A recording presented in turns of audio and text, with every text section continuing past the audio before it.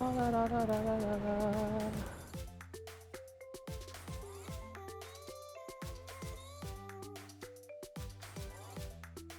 And let's see how this goes.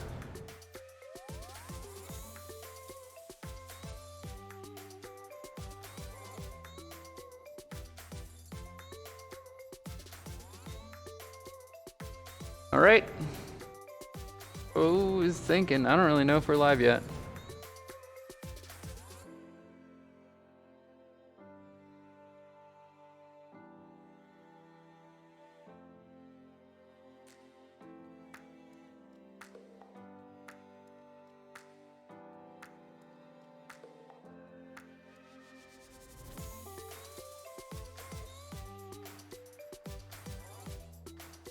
I'm testing out something, so I'm not entirely sure how things are going. Oh, are we working?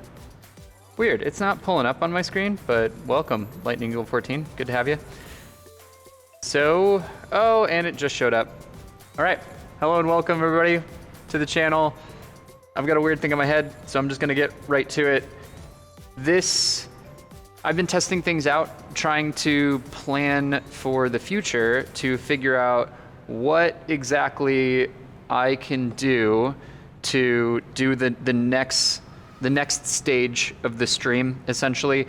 For those of you that are not aware or haven't been following the channel, originally when I decided to start live streaming all of our Nerf events, I was using a computer to do it. I was using a PC with a game capture card, and I was wirelessly streaming uncompressed HDMI signal with a little transmitter, and then the receiver was like at my computer, and that's how I was streaming. And so in the beginning when the stream was like starting, I was able to use OBS, I was able to use Streamlabs and do fun, funky alerts and everything else. Actually, that reminds me, I forgot to add alerts on OBS because I actually switched away from Streamlabs.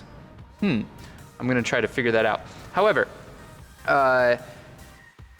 when that started to break, basically wirelessly transmitting uncompressed HDMI is not the best way to solve the issue. It is a way to solve an issue because there's so much data being transferred wirelessly, and the second that you go wireless, I mean, anything, anything can happen. But having the uncompressed data try to transmit, it was pretty challenging to function. So what I ended up doing was changing away from an HDMI transmitter, and I switched to what's called a hardware encoder. I've been talking about this through the last couple weeks of streaming, but I'm actually wearing it today with the camera just so that you can see. I'm also actually streaming with it. And I'm gonna explain essentially what's happening as it goes through, but I'm gonna switch myself away. And that's my view. So I am streaming this camera using the same network, and my computer and OBS, I mean, you can see it right here. It's a little trippy, but you know, OBS is pulling the feed in, and it's essentially being re-encoded. Actually, I wonder what this is gonna look like. I mean, it looks okay. It looks all right. Could be worse. I guess it could be better too. Welcome Lightning Eagle 14, welcome Manmaster Original, welcome Mason Michael, welcome NorCal Nerf Club. Thank you so much for coming on back. Seeing y'all here. And yeah, as always, I am streaming out through Restream, so feel free to say hi. But yes, so this is essentially what I've been working with, what I've been doing. Just to explain, I'm gonna turn around so that you can see, hopefully. Haha, this is what I Nerf in.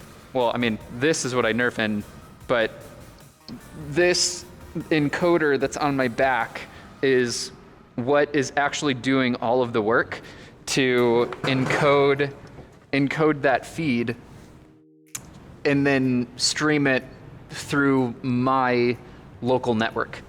And it just so happens that I can use OBS and a plugin with VLC in order to pull in all of that data. And honestly, like, this is something that lots of people could do. You don't need an extremely fast network in order to do this. You do, however, need a consistent network, which is to say you need good Wi-Fi coverage everywhere, because the second that Wi-Fi coverage dies, the feed dies. And the congestion that would be around you obviously is an issue. But it's a decent setup. It's not even that expensive to do either. I've got a so this is my Sony FDR X3000, but you could use any action camera that allows you to output uncompressed HDMI. It could be a GoPro. If you have access to a GoPro, you could do a GoPro. The encoder that I use, I'm gonna put it up just so that everybody understands how they can find it themselves. It's a company called Tech. My specific encoder I did not purchase on Amazon, but they do have other versions that you can buy on Amazon. For instance, this one. This is not an affiliate link. I'm just adding it in so that you all are aware of what it is. Welcome, Embusher20. Good to have you. So this is what an encoder looks like, essentially. It's just a little box that, I mean, this one obviously looks a little bit different than the one that I did. I'm gonna try to pull up a display capture real quick. That existing. Oh, well, oops, okay. Obviously, this one looks significantly more different than the one that I've been using. However, this one has an interesting battery pack on it. It's designed to go on top of a DSLR camera or a mirrorless camera. It has a hot shoe down this way that you can attach directly to the top of a camera, and then it uses a camera battery. So you wouldn't need your own battery, which is kind of cool. Obviously, $218 is expensive for a lot of people, but if you were interested in doing what I do, this is how it's done, and it actually works relatively well. And what I want to try to figure out, this is all I'm doing right now, is trying to figure out when we are back up and running and when we are allowed to do fun stuff again, can I get the stream back to how it used to be, where I'm able to add music into the stream? I can change scenes wirelessly with my phone on stream, maybe even go back to doing multiple camera angles. I played around with that way in the past. I don't know. We'll see. But yeah, that's the dream. That's the dream of trying to figure out how that can function and how that can work. And I've been learning a little bit more and more every single week, figuring out new stuff, and this is what I've come up with so far. What I would love to do, though, so basically this will be limited because my upload speed here is 25 megabits a second. The stream itself isn't necessarily a problem. My PC is wired into my network switch, so like that's going to be fine. As most of you know who've been following the channel for a while, this thing dies a lot, and it kind of depends on, again, it depends on the Wi-Fi coverage of the arena, and we have a 5,000 square foot space that we play all of our Nerf games in. And on top of that, it's a really challenging Wi-Fi environment because we have such large, sturdy objects that just, it fractures and bounces the Wi-Fi signal all over the place, that all it takes is me to turn one corner or go into the cave or into the tunnel or anything else, and then the signal is dead. It's dead. It goes away, and then like I have to literally stop the stream and pull it back up. And for those of you that have seen that happen, at the end of it, there's like basically the stream has been turned into 4 different streams. If I pull my feed, my wireless feed into OBS though, this way, there's only ever one feed. And obviously when the feed dies, like you're just gonna see nothing. I wonder if I can mimic that.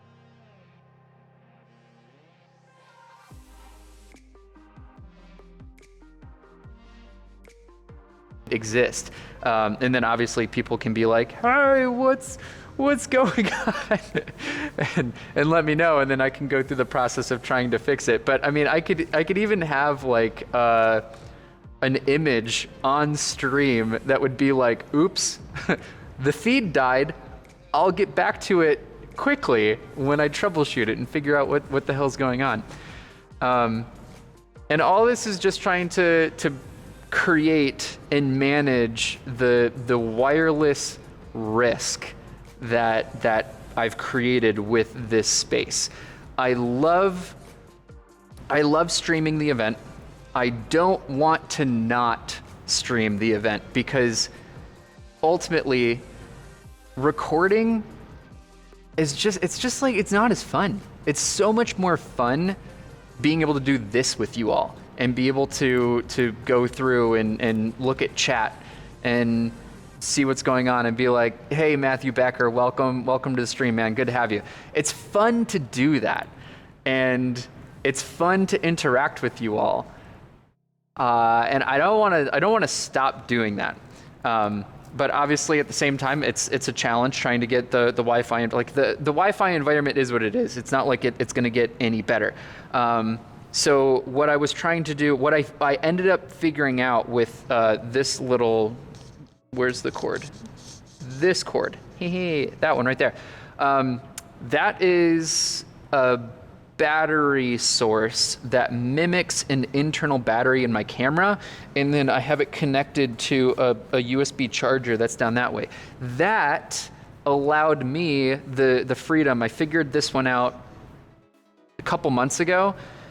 I guess technically at the start of the year, I figured this one out, that if I had an internal battery hooked up and I had this new adapter that would allow me to hook up to a battery pack, I can then record. I can stream out with HDMI and I can record at the same time. And that means that whatever you see on stream isn't what ends up in my edited videos. Because I think there are birds up there.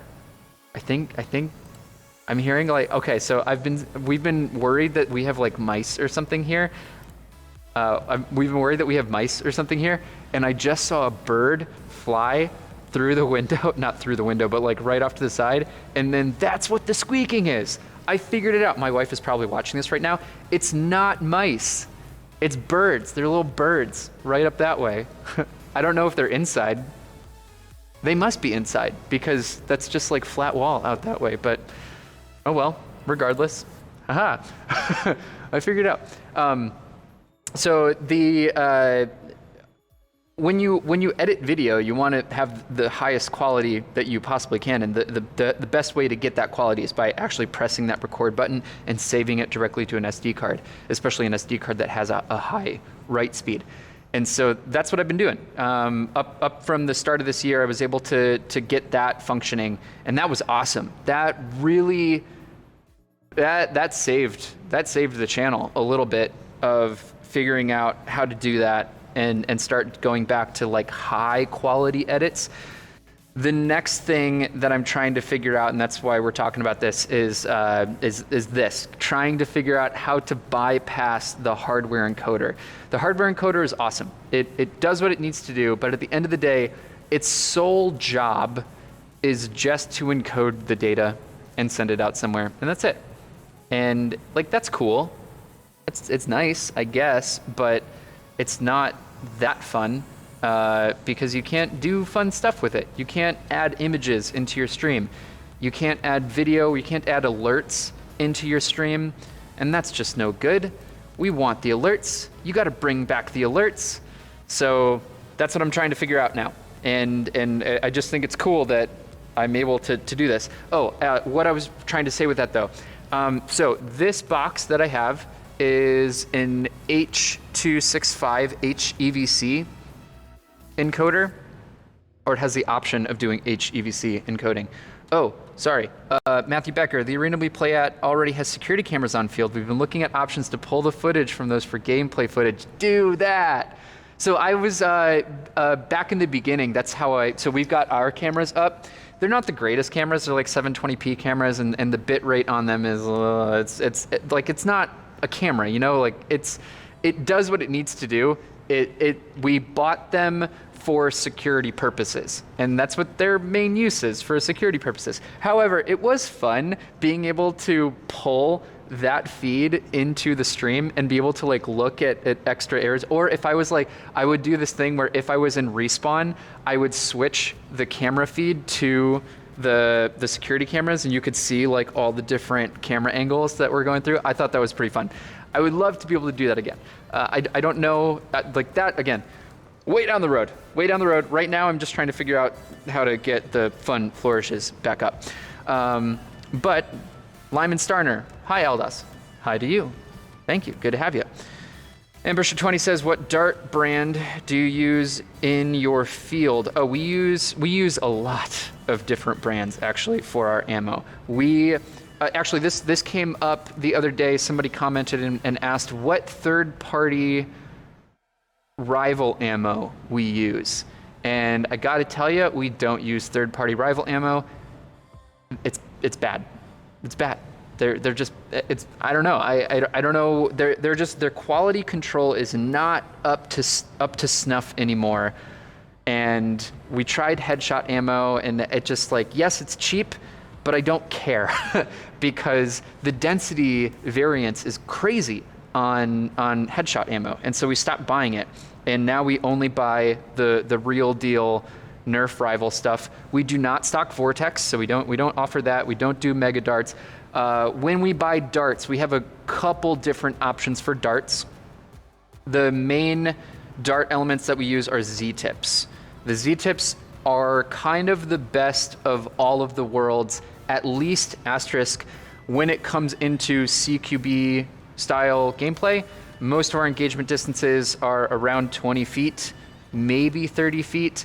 And we used to play around with worker darts. Worker darts they hella hurt, man. It's kind of amazing how much impact those things have behind them. And our velocity limit is 130 feet per second.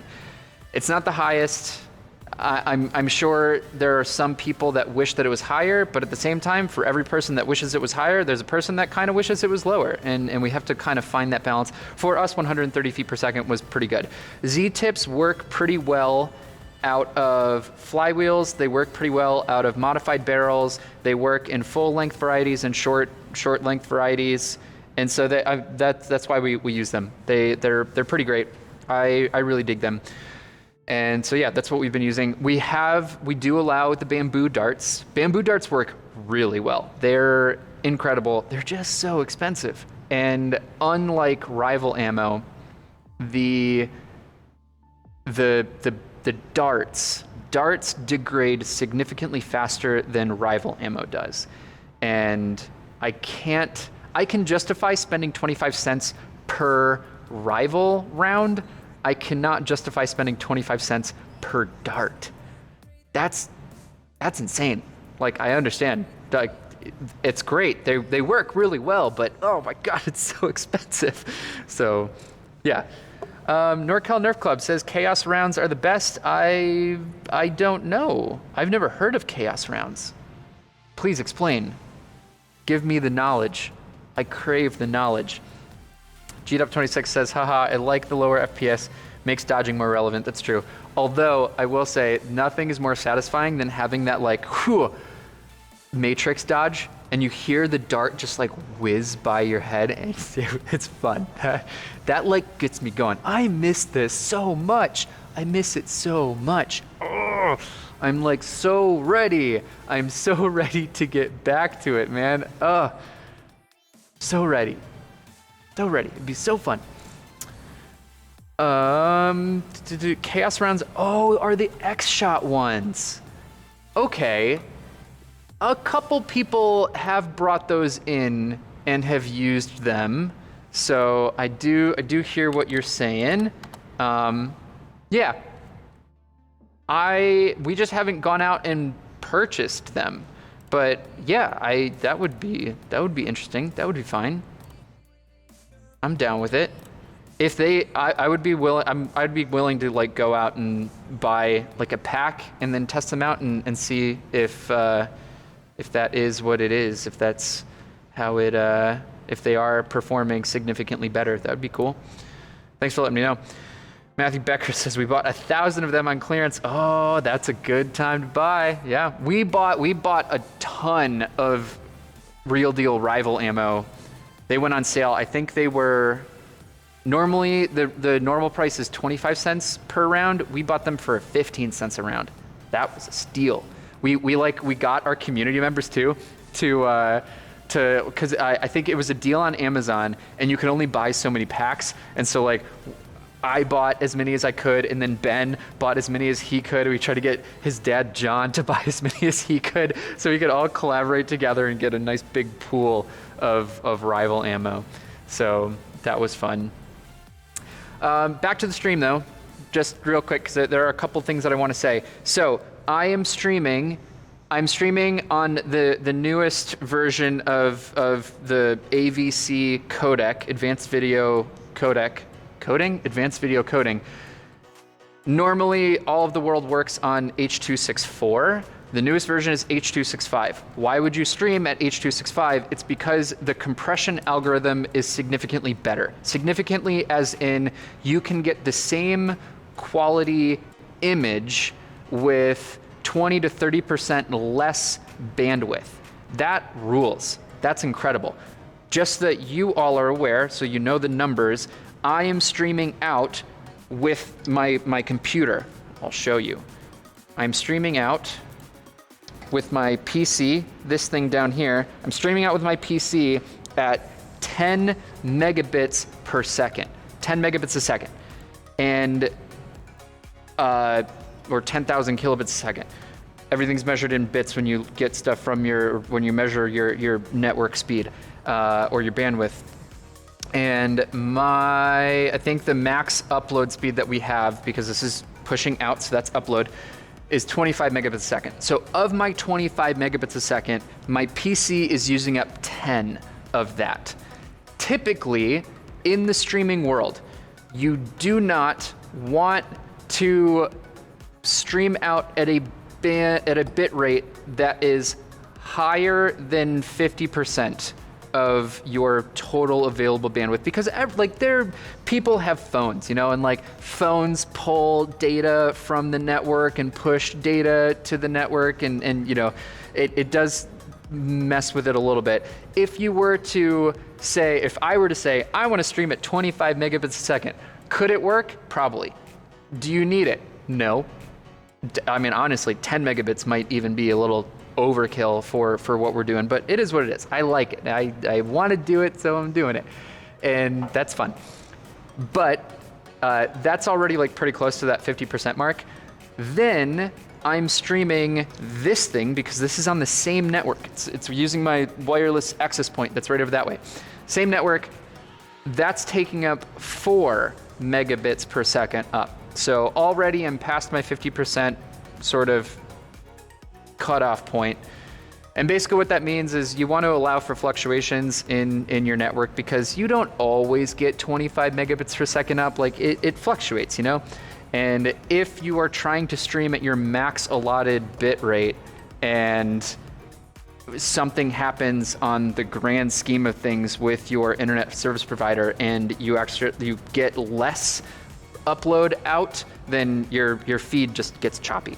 And that's no fun. Nobody likes choppy video. You all know. You were all with me last year. Last year was terrible. Last year was awful for the stream. We only had issues. It was just issue after issue after issue.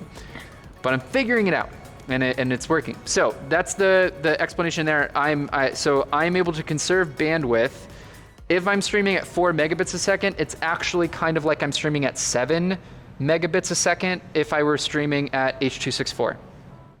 Maybe this is all just a bunch of technical jargon. You're like, LDOS is dumb. I don't want to pay attention to what he's saying.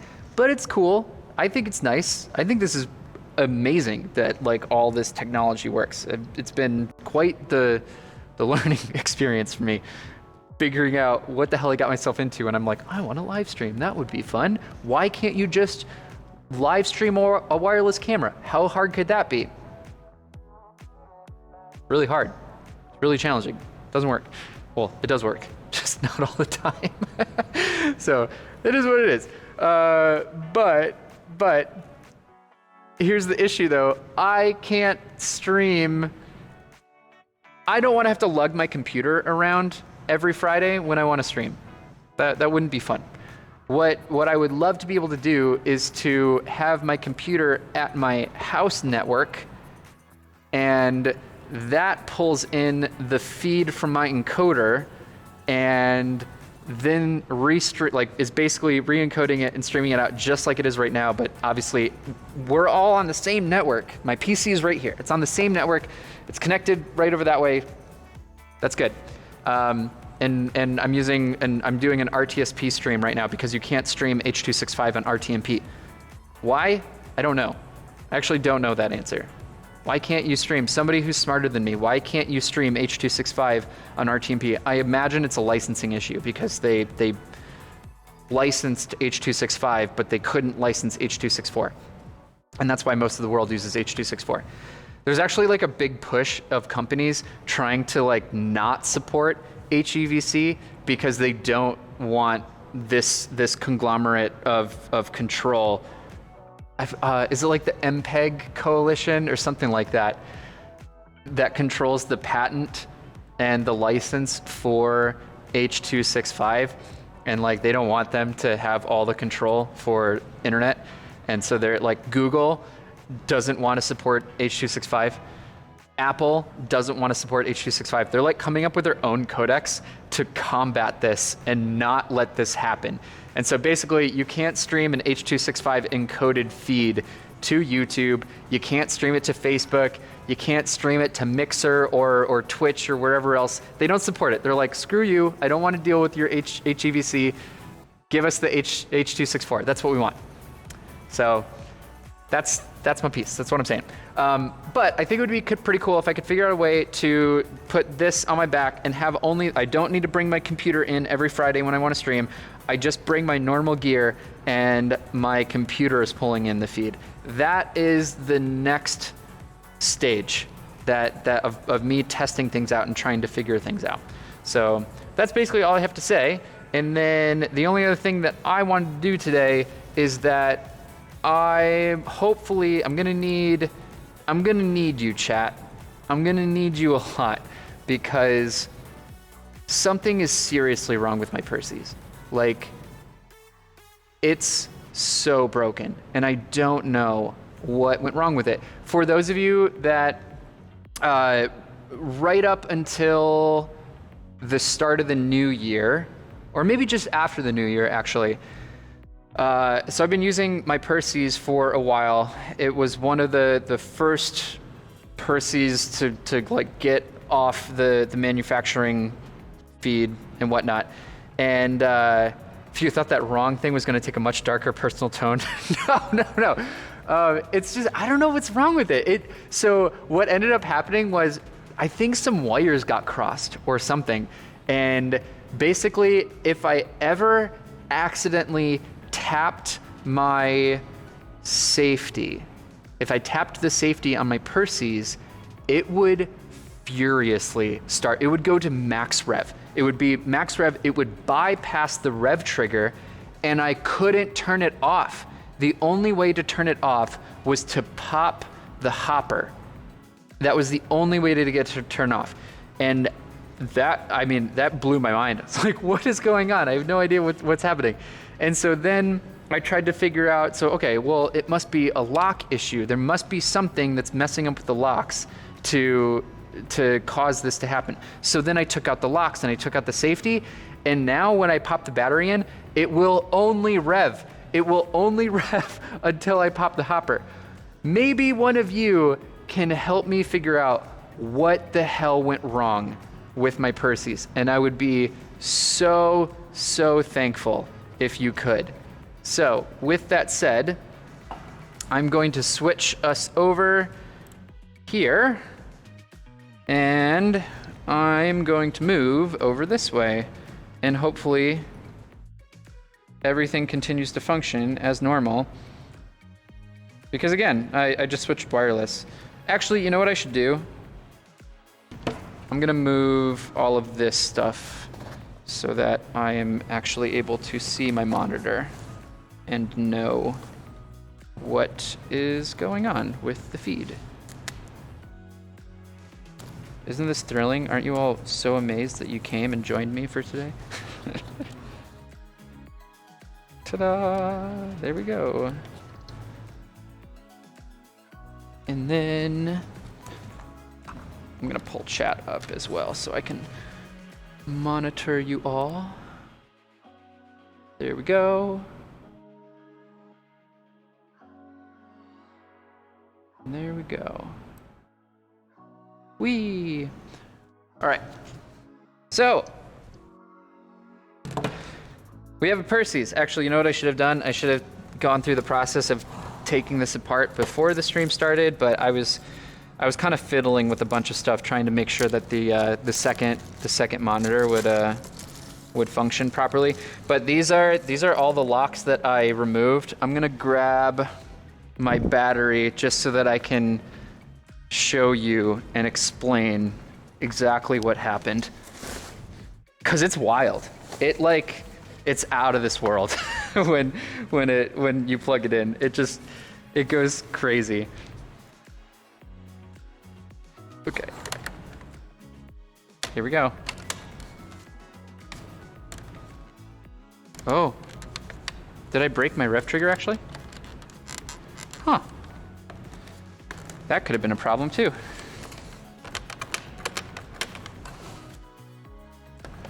Well, I guess we know what the issue is.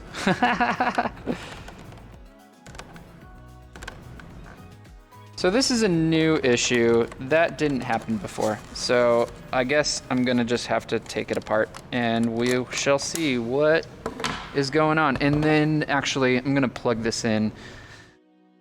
I'm gonna test out the second battery just in case. Yeah. I don't think they're dead, but it is likely that because they've been sitting around for a little while, because we haven't been able to play. So I'm gonna get this charged up real quick.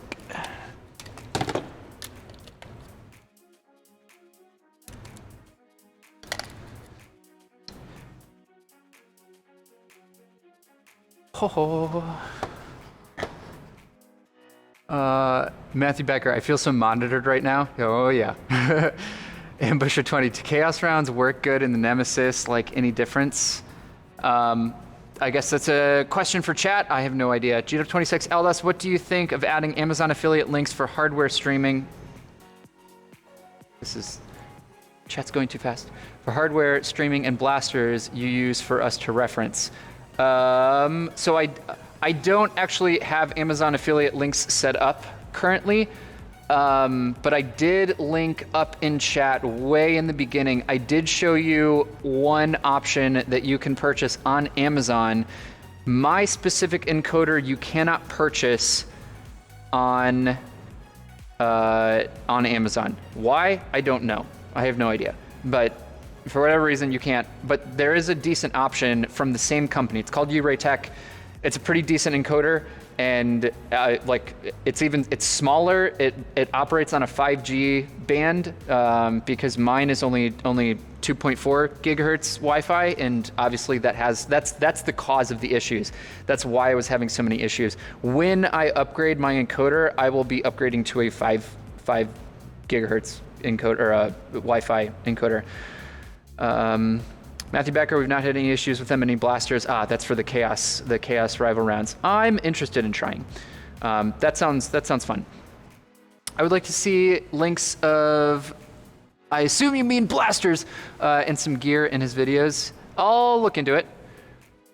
I'm trying to get my buddy that rewired my Perses for 3S to get on the stream. Yeah, man. I need all the help in the world right now because this thing is... So I promise you, if it's very possible that the rev trigger is just so busted, and that might be my issue right now, but before when I would put the battery in, it would instantly start revving at max power, and it would not stop unless, oh my God, unless you pulled the hopper and popped the hopper out. That was the only way to get it to stop. So, and I mean, it's such a nice blaster too. I love this blaster. It honestly could be the most amazing piece of manufacturing. Like it is what I might consider the apex of Nerf engineering. It's such an incredibly well designed Nerf blaster.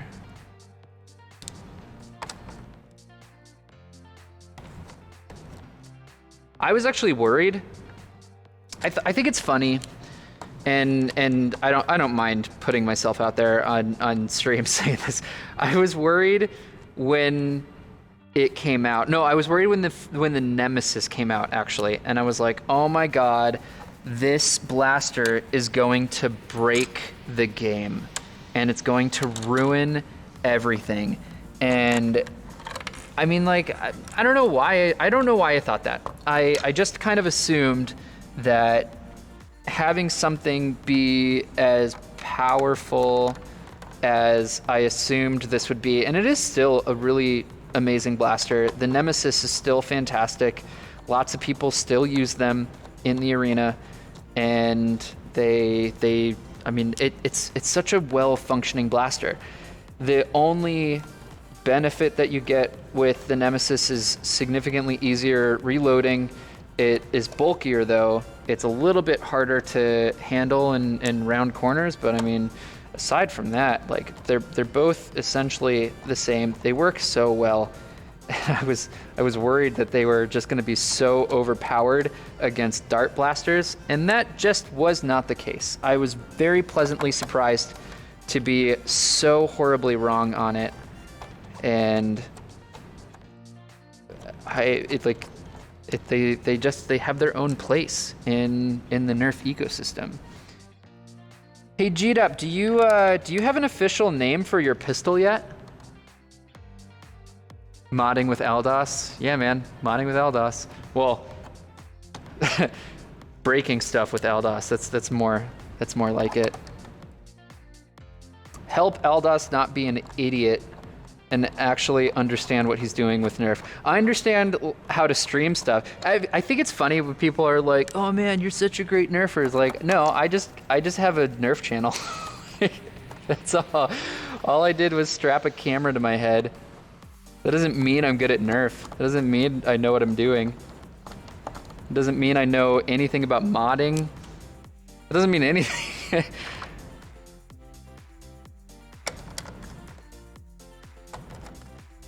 I think what I loved best about this blaster is just that it came with a battery.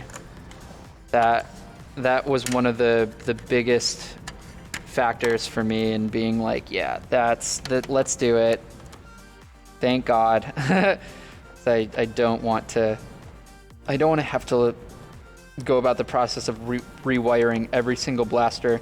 However, actually, fun stuff. I did finally Ben our game mod right before all the shutdowns happened. He taught me how to rewire blasters. And I think it's so funny because everybody always would see my Strife and they'd be like, whoa, how'd you upgrade your Strife? How'd you mod that? Like, I've got no idea. I didn't do it.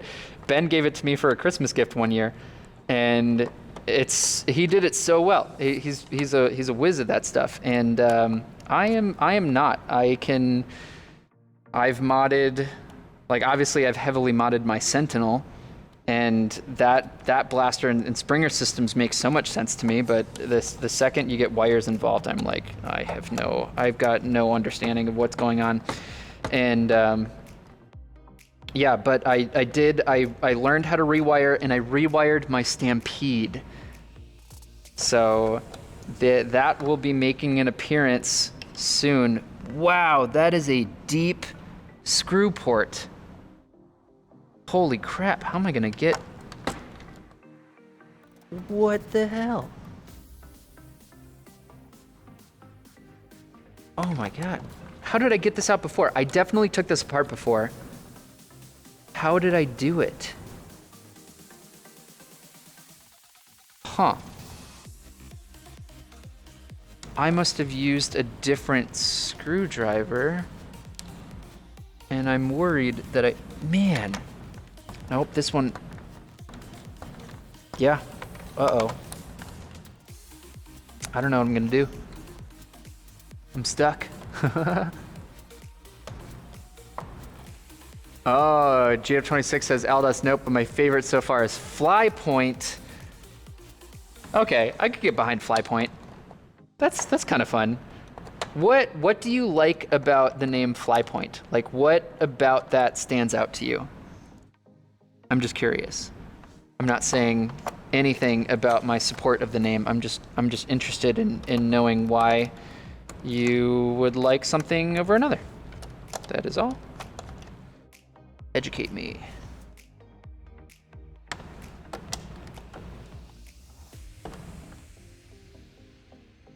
I think I'm also amazed at how many screws Hasbro still continues to put into their blasters, especially when you consider, like, I wonder, this can't be a regulation. There must be, like, there can't be regulations on, like, you need to have this many screws in a toy blaster or whatever. Like, I can't imagine that that's the case. So it just blows my mind that they would use this many, because somebody has to put this together, right? And that costs money, that costs time. You would think that they would try to lessen the costs by not having so many screw ports.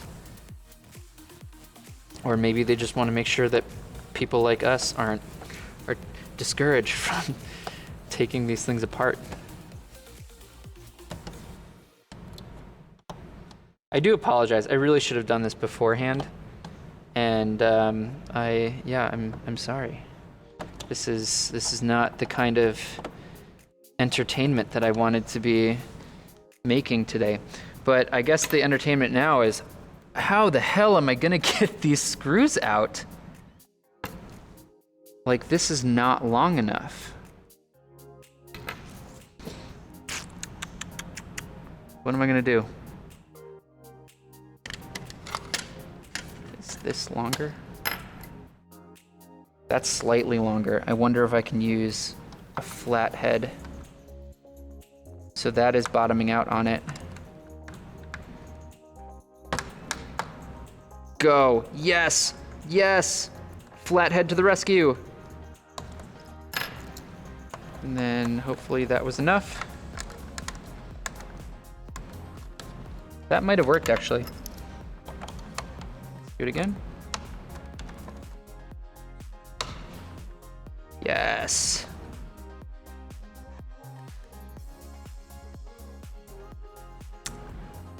GW26 says Flypoint is simple and is a play on high point. I gotcha. High point. Yeah.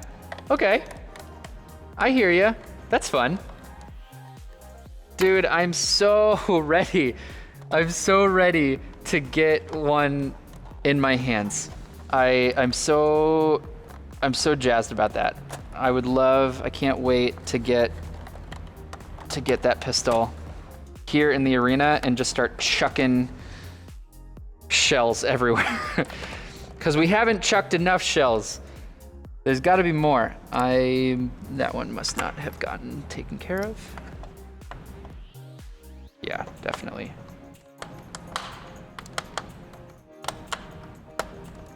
Yep, there we go. Lightning Eagle 14, yeah, I have no idea how they decide on screw count. I always leave out about 60%. Yeah, I'm definitely gonna not put back anywhere near as many as are going into this. This is terrible. And then I must not have taken this one out. No, I did. This one. Yeah, you. So how does the, so basically the reason why this is not the best solution, and technically why you would stream uncompressed HDMI. Uncompressed HDMI is just that. It is what it is, and then it's only getting encoded once. When you encode a video stream, what you're doing is compressing it down, and when you compress it down, it will always degrade the quality of the resulting image. Like that's what you're doing. You are the program, the algorithm of the codec is saying some parts of this video frame are unimportant. They don't matter, and the human eye won't notice if it doesn't exist for a split second. And it removes information. That's what JPEG does. When you save an image as a JPEG, what you're doing is taking out certain pieces of information that don't need to be there. That's what the algorithm is saying. It's saying this piece of information is useless, we don't need it, you won't notice the difference. And in most cases, they are correct. What am I missing?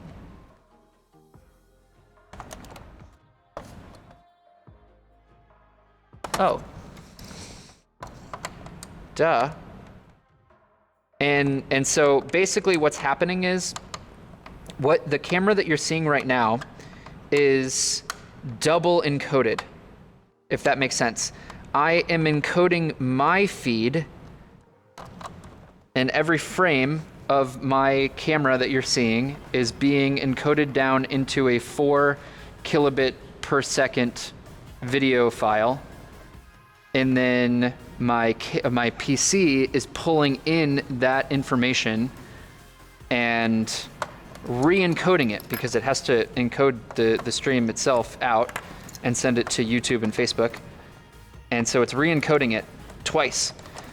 I don't know how it functions though. Like if I'm pulling in a video feed that is 4 kilobits or 4,000 kilobits a second, why would it, if I'm streaming it out a second time at 10 megabits a second, why would it matter? Like would it technically be worse quality, or would it be the same quality? I don't know. That's breaking my brain a little bit. Felipe Rivero, welcome to stream, man. Good to have you. Can you say hi to me? Hi, Felipe. I just did. Good to have you. Thanks for joining.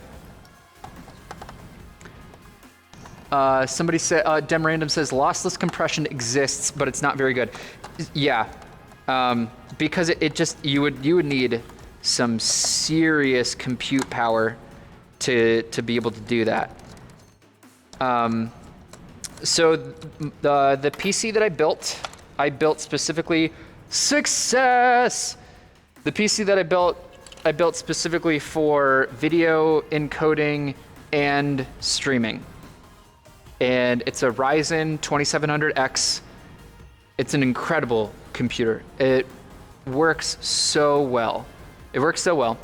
And right now, for those of you that have ever played around with streaming profiles, I am streaming out with H.264 software. I am not streaming hardware. What's the difference? Hardware is using my GPU and using my NVIDIA NVEnc encoder to compress the video file down. Hardware encoding is this thing that's on my back. It is a piece of hardware that is encoding the feed. Software encoding is using the software compression algorithm of X264 to compress it down. I'm streaming at X264, H264, 10 megabits a second, and I'm streaming on a profile that is set to medium. And my CPU right now is at 50% usage. That's insane. That's so cool, right? How amazing. Oh, that is broken. Okay. That is definitely one of the factors in this, that why this is not functioning. I don't think I have glue here, so that might need to be something that we do later. Random, basically the lowest bit rate bottlenecks the quality. Yeah, that's what I assume. So what I would love to be able to do, random, is I want to be able to stream this camera at 10 megabits a second and then be able to pull it up on my computer at my house and then restream that out. That's my goal. That's what I want to do. But the problem is that I'm streaming with H.265, and the only way that I can do that is with RTSP. I need to be on the same network in order for that PC to see this stream. It's not, you can't access this video feed anywhere else. You can only access it as long as you are in here. And so I don't know how that goes a little bit beyond my education with networking right now. And I'm gonna have to learn exactly what I have to do in order to have that computer pick up an RTSP stream that is not on its own network. But yeah, that's essentially what I wanna do. Nightwing Nerfworks, Eldas, do you recommend the GoPro Hero 7 White? If you were around, Nightwing, if you were around, or if you can, go back 2 weeks ago or 3 weeks ago, watch my stream that's labeled Let's Learn About Live Streaming. I will explain how all of this compression and how all of this works and how it is done, and that will help you understand whether or not the GoPro is something that you want to use. I don't like GoPros, and that's just kind of a personal preference because I think that they are overpriced for what they are. Granted, they have a customer service number. That's cool, right? Like if your piece of hardware breaks, like you can talk to somebody. Can you do that if you buy like a Yi camera? Sort of, but it's not great. So like you're paying for not having any support when that eventually happens. So keep that in mind. So I somewhat forget where some of these locks go. So I'm gonna need to discover that again. So that was busted before, and I think it was busted because of this. So this must have been installed incorrectly, but it looks like it's not super oh, I remember why that was there. Because there are some locks. There are some locks that exist in this. And the way that this was put together, there were a couple locks that meant that you couldn't pull the trigger without pulling the rev trigger. That shouldn't matter though, right? You shouldn't need a lock keeping you, or do you? See, this is where I'm out of my element. I'm really not well versed with flywheelers. Is there a reason why you would absolutely need to have a rev trigger lock to make, oh. Ah, that's what happened. Check this out. So this thing popped up because this broke, and so this moved up this way, and that meant that the actual trigger, or the switch, moved up, and now my rev trigger was locked that way. That's why that didn't work. That's why that piece is important. That's why that needs to be done that way. So likely there's a lock. That means I can't test this. I don't think so. Can I test whether or not this functions without having to put the shell back on? If anybody knows that, that'd be great. Oh, You don't need it, but it's handy for preventing jams. It's one of the few useful locks. Okay, so I might put that back together in that case. And I might need some assistance for anybody that knows how the rev lock functions. Let's hope for success.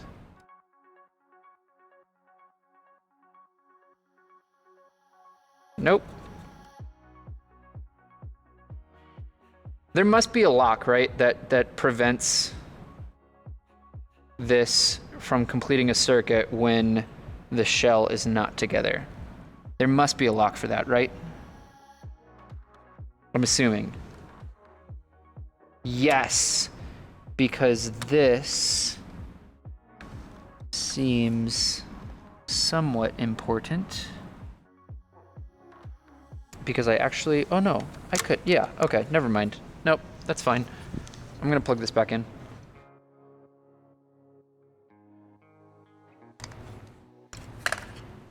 What now?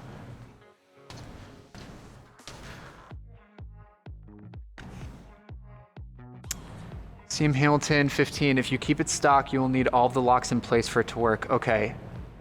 Oh. Interesting. Okay. So all the locks need to be there.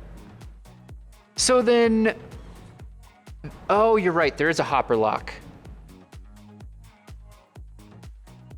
How does the hopper lock function?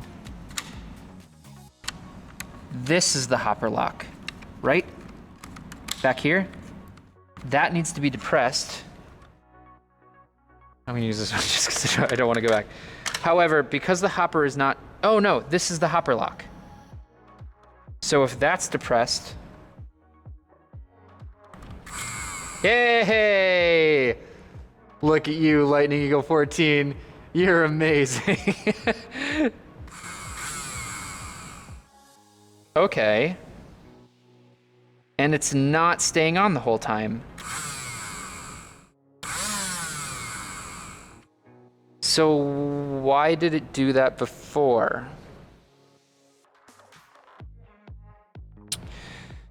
I'm not gonna put the whole thing back together. Oh, I should figure out what to do about this little guy right here. So I don't have glue in the arena at the moment, but I do have tape.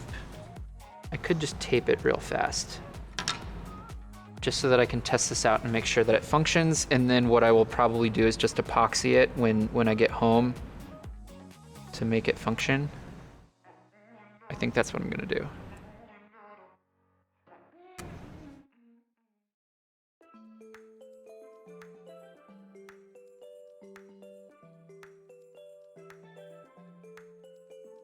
If it weren't janky, I wouldn't be Eldos. Oh, and I totally just broke it even more. Man. This is such a little fragile piece. It's like so fragile.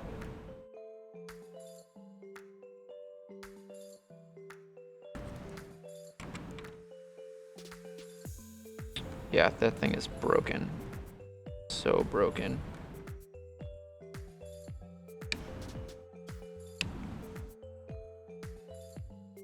But it seems to work. Okay, so let's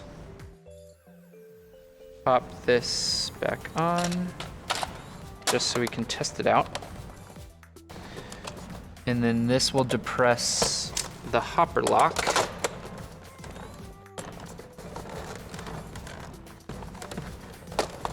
Okay, testing.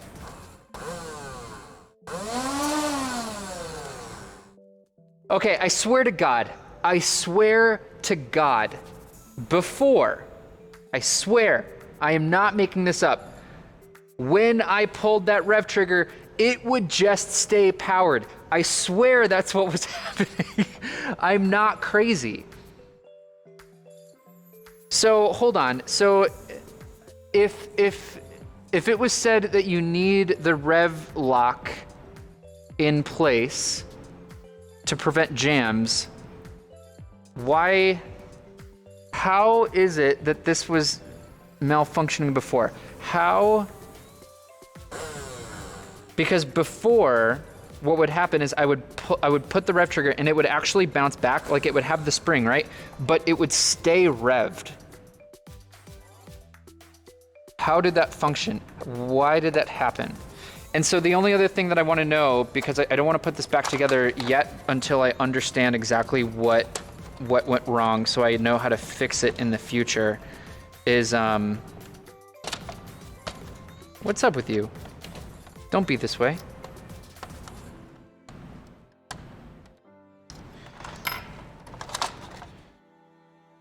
What was happening before was this safety.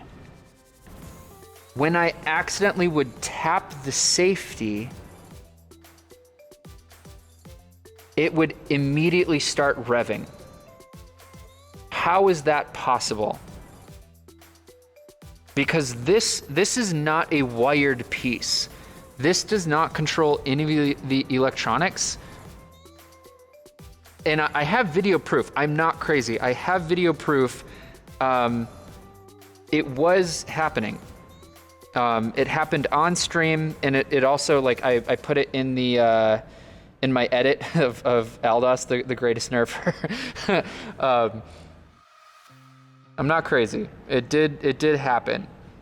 And so basically, like, I would accidentally tap this and it would start revving and it would not stop unless I had that. So obviously the hopper lock is super important if you want to be able to clear a jam. That's something that shouldn't ever go away. I agree with that.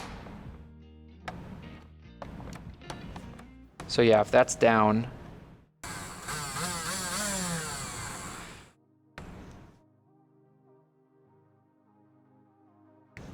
I mean, obviously I'm happy. We did it, stream. We figured it out. All I had to do was take it apart. All I had to do was waste time taking it apart, and then it would just be like, oh, we're sorry. We'll operate again.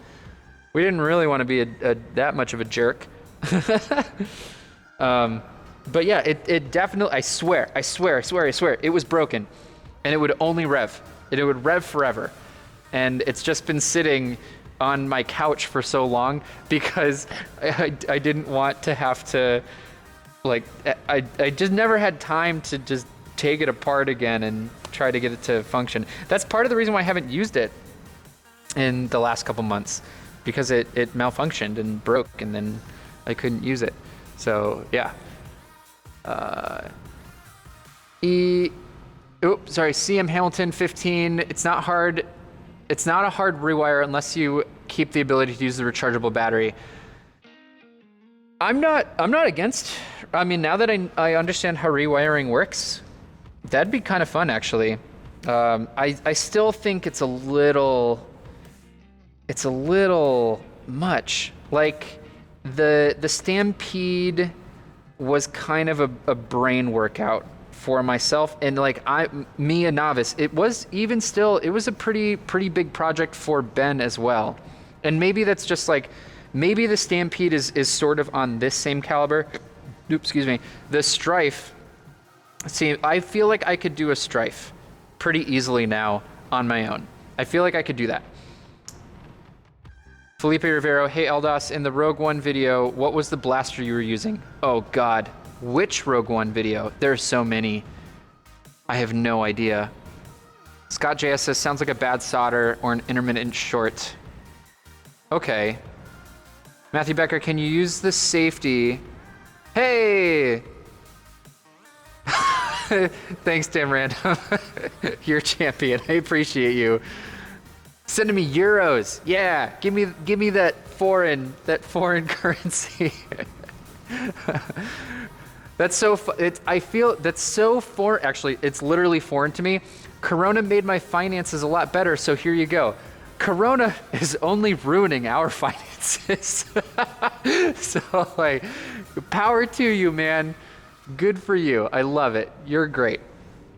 Oh, it's like a sniper. That's my Sentinel. Is it this thing? This is my Sentinel. This is my pride and joy. It's my pride and joy, man. I like this blaster. Is so incredible. I love it. I love it so much. It's my favorite. I customed an aluminum bolt for it. So the pusher, I don't know if you can see. Try to see if you can see it on stream. It's a custom pusher, and it's got an O-ring for the seal. So basically, it can take a half dart, it can take a full-length dart. It chambers on the front of the barrel this way, exits out. So fun. Oh, dude, I hate to burst your bubble. You cannot buy these anymore. It's like the saddest story. It's a Busby product. It's a Busby Sentinel. When they were in production, you could buy these for $15. Open up the Sentinel. Okay. You could buy them for $15. I've taken the Sentinel apart. I probably more than 100 times.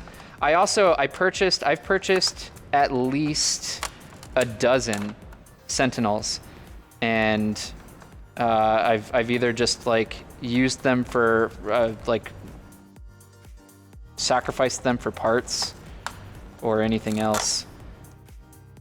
But this is one of my favorite blasters ever in the world. It's just so amazing how well it functions.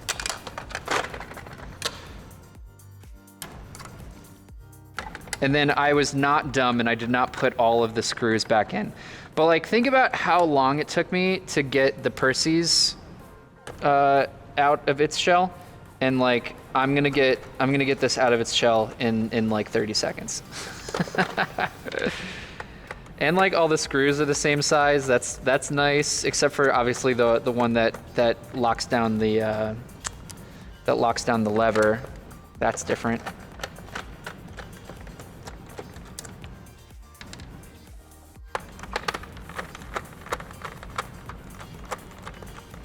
The only issue, so somebody was bringing up, hey, you should use a retaliator spring. I do have one. I have an upgraded retaliator spring, so I will be throwing that in this, because right now I have the stock spring in this, and when we are back up and running, I will test out what it operates like with an upgraded spring. I have tested a K26 on this, and the only issue why I don't recommend using K26s anymore is because the K26 will destroy the longevity of your plunger, and I'll show you what I mean by that. This is the amazing Busby Sentinel. It's such an incredible blaster. It's so cool. And obviously, like I've modified it. This is not how it normally looks. There's normally a magazine. Oh no, there's normally a dart stop here so that it can sleeve into the breech. That happens this way. In order for me to use this part, I did have to permanently cut off the bolt. So I cut the bolt off and made my own. This is a custom 3D printed harness, essentially, that a buddy of mine, my roommate from college, actually helped me do. He's a product engineer. He basically is a for contract hire prototyping engineer. He specifically has clients that will reach out to him to prototype parts. He has a couple 3D printers. He knows he's got all the professional grade software, and he was able to design this for me. And but it pops out pretty easily. I have this here. This zip tie is only here as a sling point because it's a modified barrel. So if you have your blaster loaded and there's a dart in the chamber, if you have a sling point attachment on the back and the blaster tips down, it is likely that a dart will slide out of the barrel. So I have a sling point here on the front so that when I let go and release the blaster, it points upward. Now, obviously, that's not nice, right? Because if you accidentally pull the trigger, then you might get hit in the face, but you won't die. You won't die. So yeah, that is what it is. But this is the same aluminum barrel that I think it's the same aluminum barrel that you find on a caliber, and I don't entirely know. This is a Blaster Tech Scar, and I love them. I don't actually have it rifled because we don't use velocities that require it to be rifled. I just use it for the ports and obviously to protect the metal tip on this. This is the lever. This is still stock. This is from this actual thing because it's a metal lever. I just have some, this is the tape that you might find on a tennis racket. I just bought a couple spans of it, and because otherwise it's gonna push against the bones on your phalanges right here, and that's not fun. It is kind of tight, but it pads it nice and light, and I do like it, so that functions there. This is the plunger tube, and so it's all one piece. This is why you can't necessarily just make new plunger tubes for this, because this thing is necessary for the functionality of it. Who is the... I'm sorry, I'm way behind on chat. I apologize. But yeah, so this is why you can't just make a new plunger. And it's because you need to be able to do that. You would have to you'd have to basically reverse engineer the mold that made this part. And that would obviously have its own issues. So that is what it is. I'm not terribly happy with this bolt. I don't think that it is necessary for it to be this long. I think that I could, if I were to go back and redesign this, I would figure out a way to have somebody just bore out the air restrictor and cut significantly closer on the bolt, and then have a smaller piece to have that function. This is the plunger rod itself. This is the reason why you can't use a K26. The plastic that is on this is terrible. It is so cheap. It is really cheap plastic, and more specifically, this part back here, the actual tail end of the rod where the catch engages, this is so weak. It is a very weak part, and when I was using my K26, like obviously the power that you get out of a K26 is awesome for maybe 100, 200 shots, I think. Oh yeah, the stock lever is uncomfortable AF. Yeah, if you don't pad your stock lever, like you're gonna bruise your fingers. It's terrible. But this is why you can't use the K26. I might have with me in this bag, I might have my upgrade part that I designed with the help of my buddy. That's just a random K26. I might be able to show you what we did to upgrade the functionality or the power that you could get out of the blaster. I've got so much stuff in here.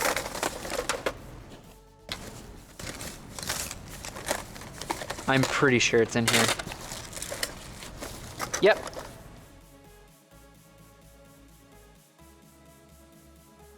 Okay, so This is the part that my buddy helped me design to make this function. And so this is the stock spring. With the stock spring, this the plunger rod, the tail will still catch. You can still operate it, and it fires like 115 feet per second. It's not amazing, but it still functions pretty well. And it like I use it all the time, and I love it. I love it so much. When I was just thinking like, oh, I want to maximize the power, I'm gonna K26 it. You can't fit a K26 over this piece. It's too big. You can sort of force it to happen, but it doesn't go. The first thing that I did was actually trying to sand this down, and then it became super weak, and that was no good. So what I ended up doing, we designed this, and when you use this, let me just take this off real fast. But like, it's such a simple design. It's so simple in its functionality. And it was the first time that I had opened up a blaster and was like, oh, I know exactly how this functions, and I know exactly how I can make this better. And so I did. That went there.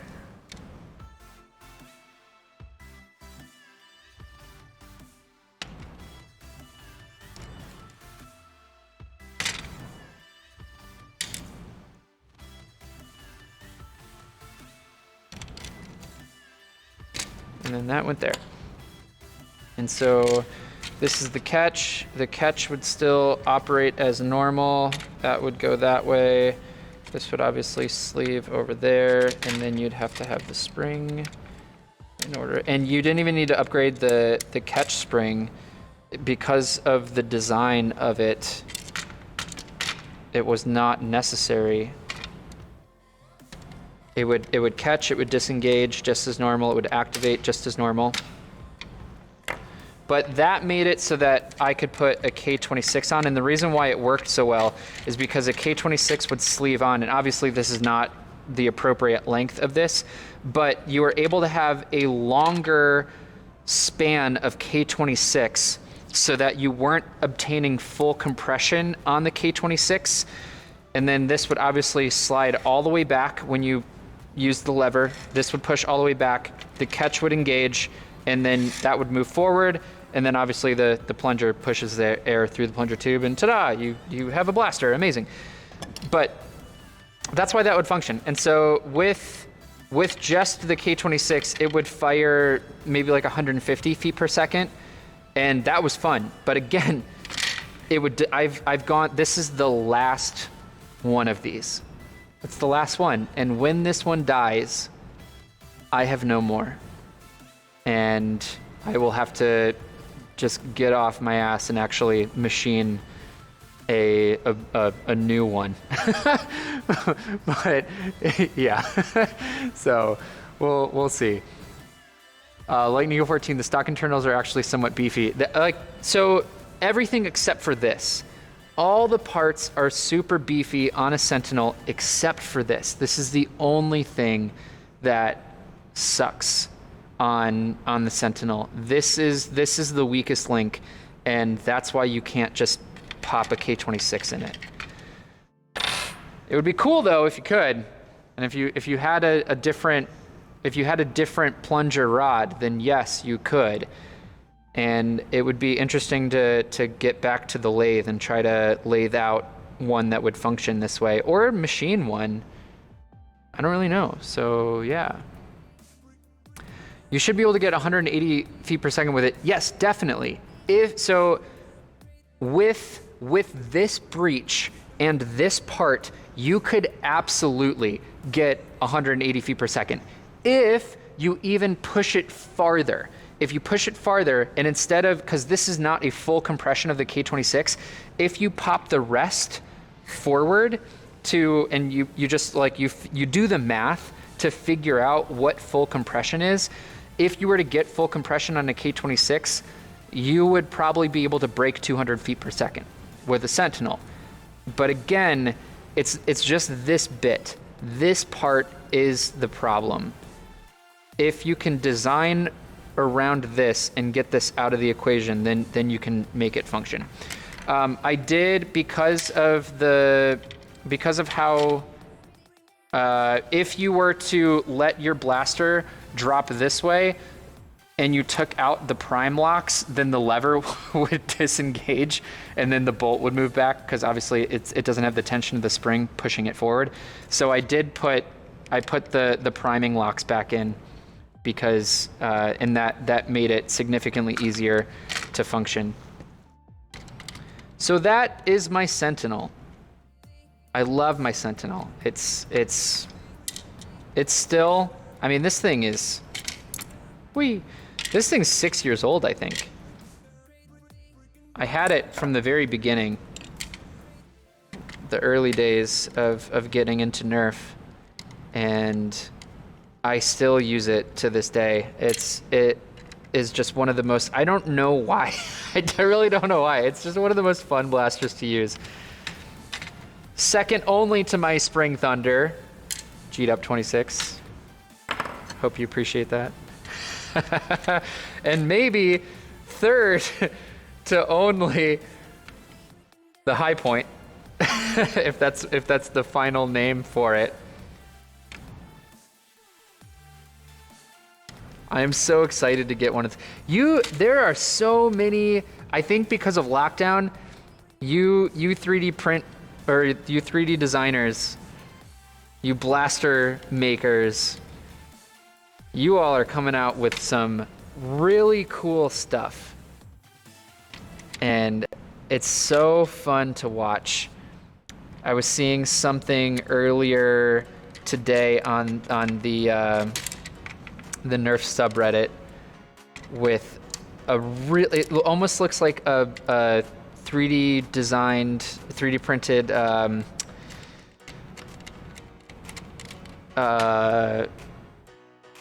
Straven, maybe is the correct term for it. But yeah, so cool. You all are incredible. This definitely could use some lube. I'm gonna need to remind myself of that when I get home and have access to that. I was trying to figure out, so the reason why this functions, for this breach works for long, full-length darts as well as short darts. And the reason why that is because when this is in, I'll attempt to do this without anything popping out. When this goes through its prime, it has just a little bit of flex on the back end here. Boom. It has just that extra little bit of flex that the bolt goes so far back that it allows for a full dart to just kind of like compress itself in. And then it has just enough travel all the way through. It has just enough travel that it seals. So the chamber back here just barely will make a complete seal. And so you can see like the O-ring is in there. And that's why the breach works so well.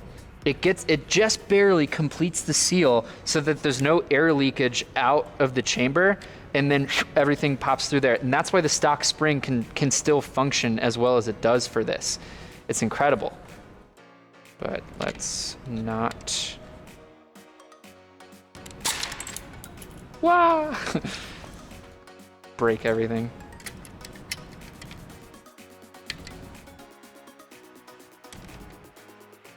Like, what an amazingly well-designed blaster. They did a really good job with this. I continue to just marvel at it and be impressed.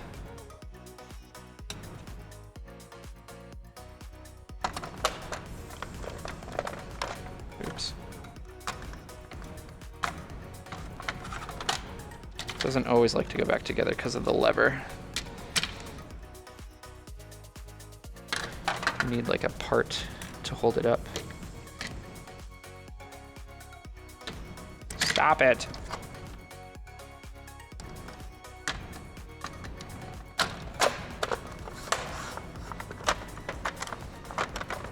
There we go. Ta-da!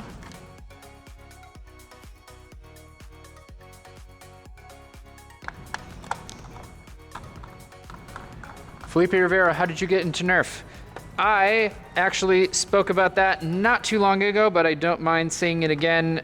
Got into Nerf because, so this is not technically a Nerf arena, and I only say that because Nerf does not pay the bills for this place, and that's okay. We still have a lot of fun with it, but this is a parkour gym.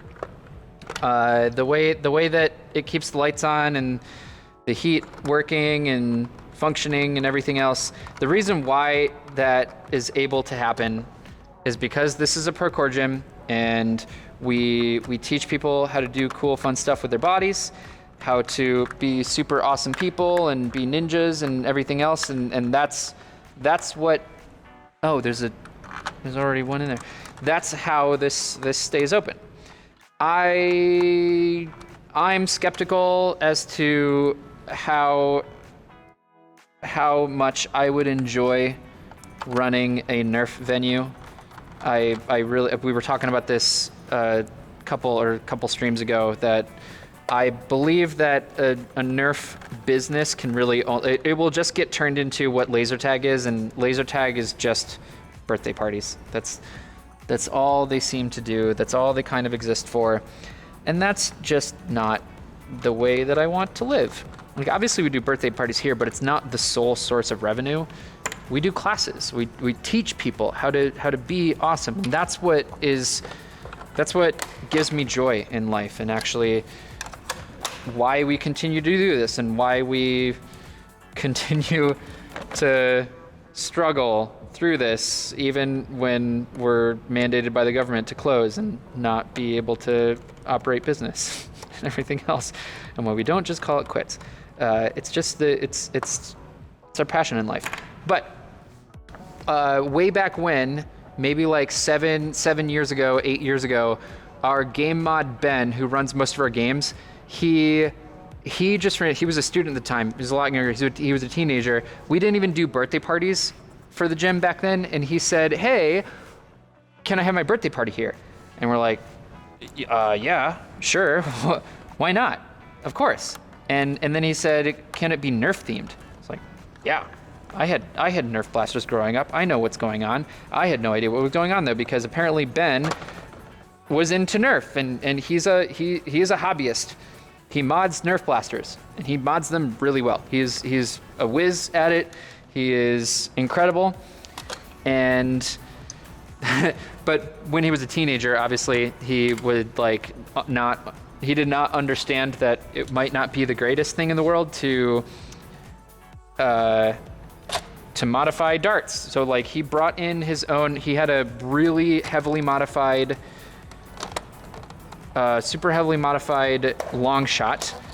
I don't know exactly what spring was in it, but I was scared for my life. It was insane. It was insane. And so that was super, like, that was beefed up. And then he had he brought in his own modified darts. And by modified, I mean like he put metal washers on the tips and just like super glued over them. And it was awful. Honestly, it was kind of a terrible experience. It was like, oh my God, we can never let this happen ever again. And, but it was still fun though. It was like, this is so interesting. I had no idea that this was a thing. And it kind of got me in the mindset of like, this could be fun. And so then when we moved to our new location, we started hosting Nerf battles. And we wanted it to be a fun thing that the community here could do, that adults could do. And so we capped the age and said that you needed to be a minimum age of 15 in order to attend. And it just kind of grew from there. And I think actually, honestly, my enjoyment of Nerf is very much intertwined with my aspirations for YouTube content. Like, and I don't mean that to say that I wouldn't participate in Nerf if I couldn't film it. It's just that it's so much more fun to do this. It's so much more fun to have this whole interaction. Like this is Nerf to me. The stream is Nerf to me at this point. And like we've been streaming all of our parkour content because we can't function as a business right now. Everything is shut down, mandated by the government. So we're not allowed to have people in here in the gym operating classes. So we've been doing it online.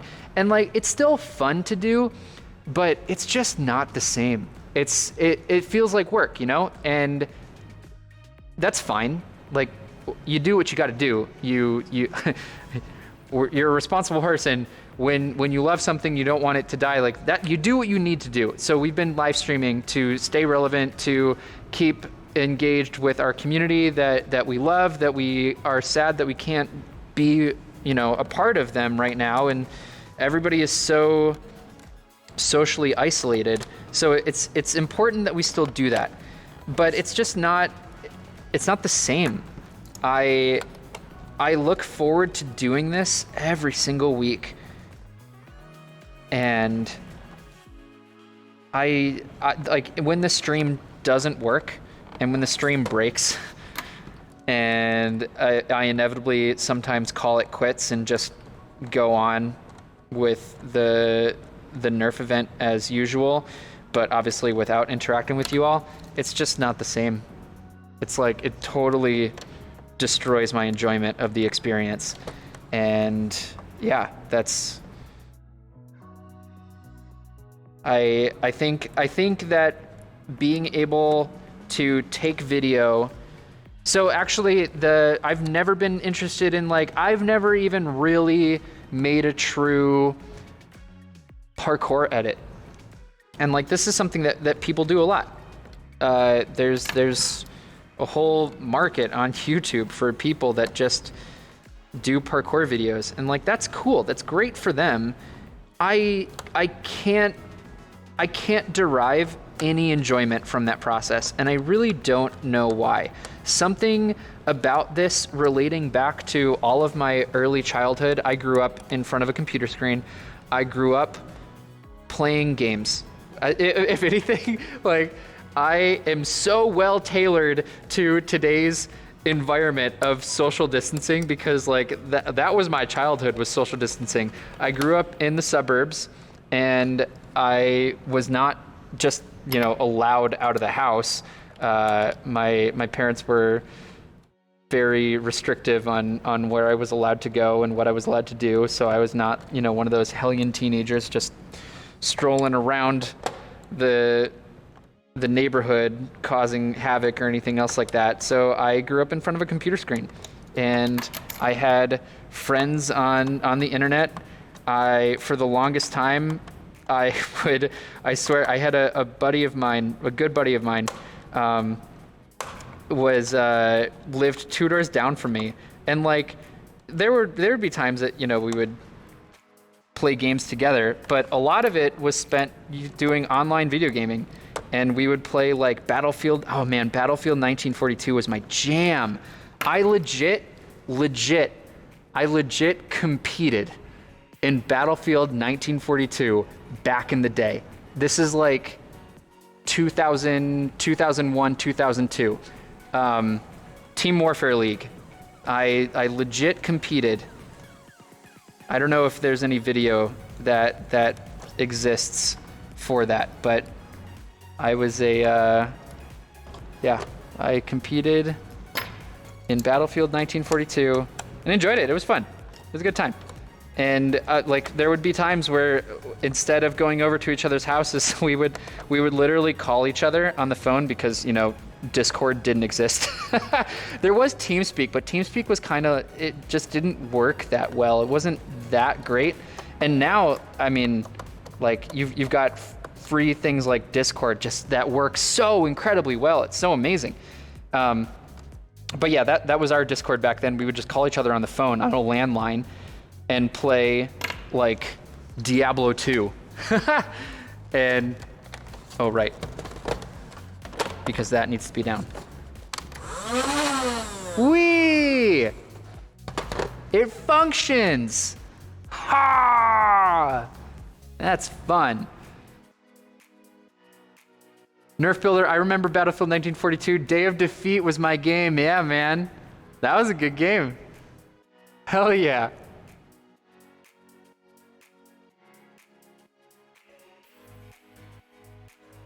Player counts was a challenge.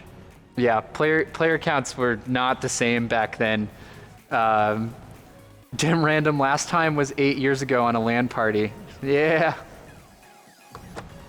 Yeah, that was my jam back then. And so I'm sure. Oh, this cracked. That should be okay though. I'm sure that part of this all comes back to my days in like first person gaming, and it being able to like edit videos like I did back then, and being able to like literally do the stuff, because this isn't software, you know, like we are actually people that exist, and we are playing fun games that mimic the games that we grew up with, but you get to be your own designer, and you get to say, I really enjoyed this about this game when I was growing up, and I want to either mimic it or you know, innovate on it and use it as a platform to leap off of. This is the most dumb part to try to get back in. It's so... Yeah, you just have to force it, don't you? But yeah, that definitely has something to do with it. Being able, the first time I remember I put a GoPro, we bought a GoPro for the gym. That was a bad investment, but whatever. We bought a GoPro for the gym to take video, and it functioned, it was good. And the first time it clicked for me, I was like, oh, I could take video of this Nerf event. That would be interesting, that'd be fun. And took video and then watched it back.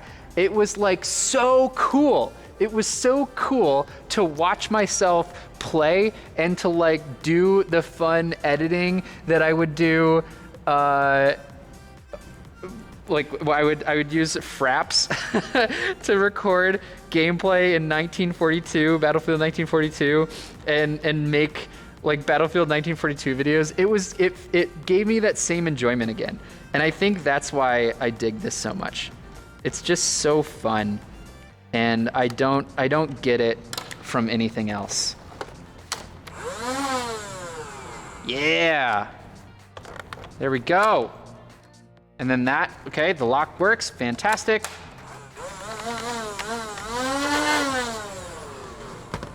We fixed it. By not really doing anything. Oh man. I'm sure it was just you all. It was just you all being here, giving me those good vibes. Gotta give me those good vibes. Oops.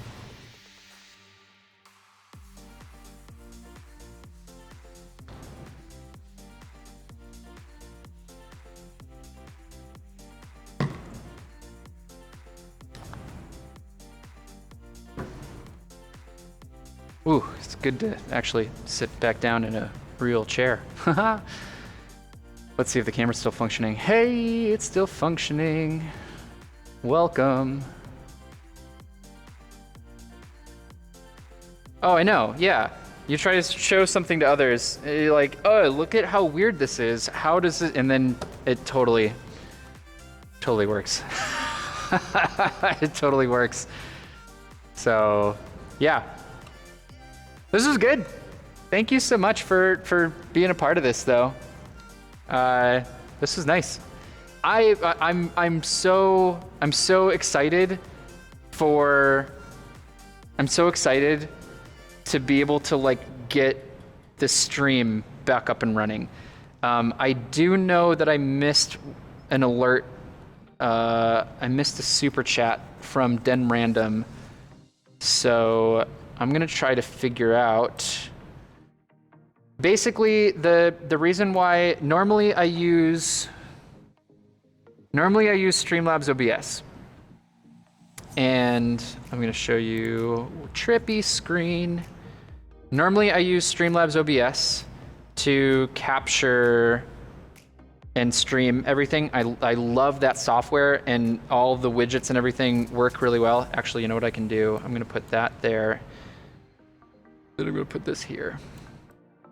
And put that down there. Yeah. And then I'm gonna try to figure out how I can add the Streamlabs alerts. How do I do that? Here. So Streamlabs is free software that you can use as a streamer, and it functions really well. They have this cool alert box that you can use to add to your stream whenever somebody gives you a donation or subscribes, new members, super chats. They have other features for like merch, because that's how they monetize it.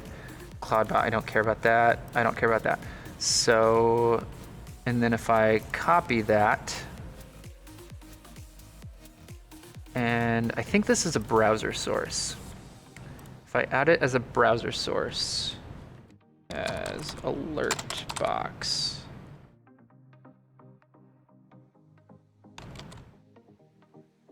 Maybe? And nothing should appear because it should only function if I test a subscriber. Hey, it functions. There we go. So let's do that. Oops. And this is what I'm talking about, of like, this is the fun stuff that you get to do with software streaming that you miss out on when you just use the hardware encoder. Like, the hardware encoder is awesome. I love the hardware encoder. It has served me well. But I really want to, the next thing, and I'm trying to use this downtime as a way to invest in the future and like get things to back up and running and doing cool stuff. This is what would be the next cool thing, of bringing back the alert box and being able to keep music up and running, but also not having that be a part of my edits. Back when I would use this software to stream out, I can change this around, I'm sorry.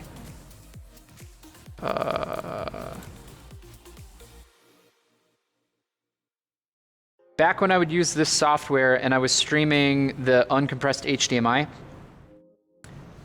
the issue that I was having there is that I couldn't record at the same time. And what that would mean is that anytime I wanted to do an edit, I would have to pull the saved video from YouTube in order to get it to edit. And I have since figured out a way around that, and I can now save recordings and stream at the same time. And that has been so amazing. It's so cool. It's fun. And that means that I have so much more freedom to do anything I want with the stream, and it will never affect the saved recording. And I can always go back and edit it as if I weren't streaming at the same time. And that's what's so cool. So yeah, it's been a learning process though.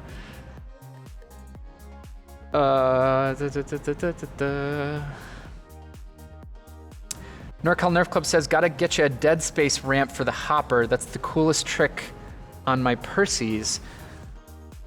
What dead space? Explain.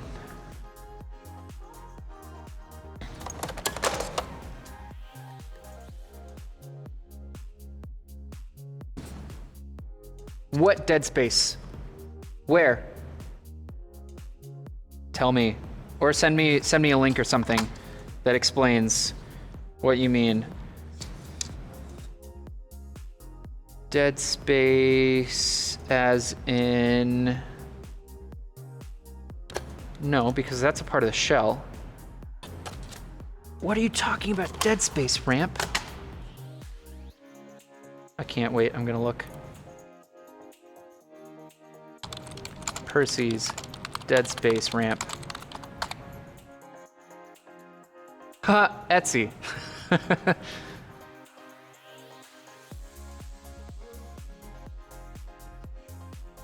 How does... Weird. Is that really dead space?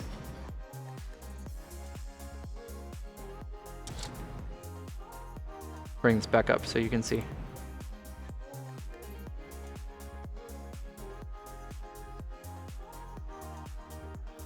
Whoops. Oh, shoot. What did I just do? Huh, that looks weird, but whatever. It is what it is. So this is what I found. Dead space. Is this what you're talking about? How is that dead space though? Are you like, there's no actual rounds that go in there?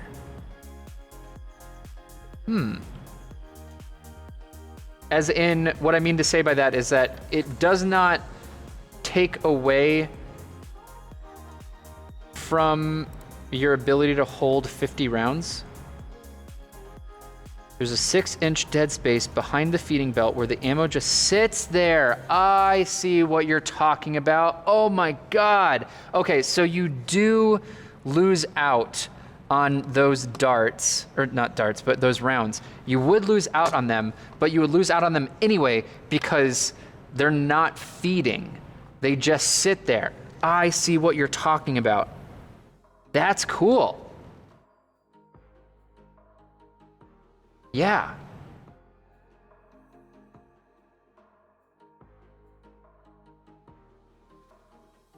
And I think, so actually, this might be why I have so many issues with the out of darts hopper. The out of darts hopper is super cool, it's super fun, but I feel like I have to shake the out of darts hopper so much more than anything else, than even just with the regular hopper in. And that might be because there might be more weight pushing down into that dead space, keeping the rounds from actually rolling naturally in. So if you were to use an out of darts hopper with the dead space ramp, that'd be pretty cool. See, like, nerfers are so ingenious. They're so cool. How awesome. Yeah, thanks for letting me know about that. That is a game changer for sure. Whole lot less shaking. Yeah, absolutely. Nerf Builder, my kids spent about an hour today taking about 400 rounds of rival ammo and dumping them down the stairs, picking them up and doing it again. The stuff you do when you're bored. They'll remember this though for the rest of their life. They'll remember doing that. How cool. The builder, yes, correct. More weight from the extra rounds, yeah. So yeah, if you get an out of darts hopper with the dead space ramp, killer. That's so cool. Thank you so much. I'm glad that I know about that now. That's great. You all are awesome.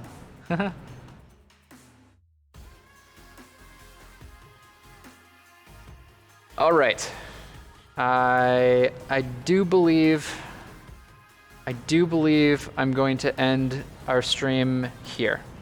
But I do appreciate you all. Thank you so much for being a part of today's stream.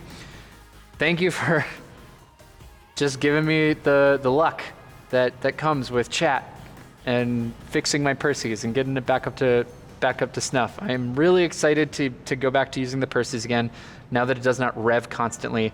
I'll still need to take it apart though and epoxy that part in so that it stays put. But yeah, that will go back and function like normal I've been lazy. I know I've been saying this for a while, but I'm really trying to, I really want to get the next stream.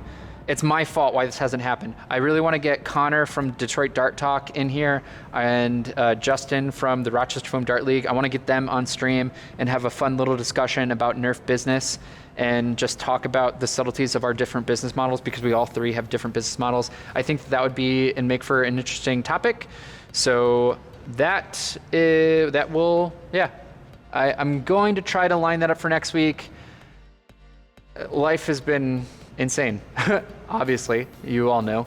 Life has been a crazy roller coaster recently, so I'm doing my best.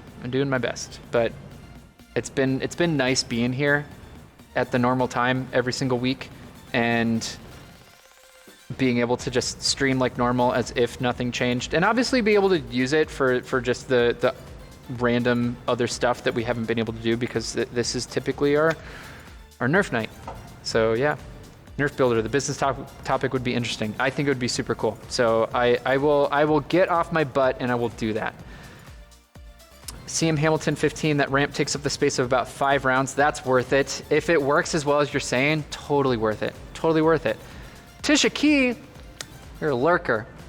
Good to have you. Thank you so much. Say hi to Jason for me. All right, you all. I'm gone. I'm going to exit the stream. Thank you for dealing with me as I do my fun technology stuff. I'm so excited for this to go through in the future. So thank you all. Enjoy, stay safe wherever you are. I will see you all next week. See you again. Bye.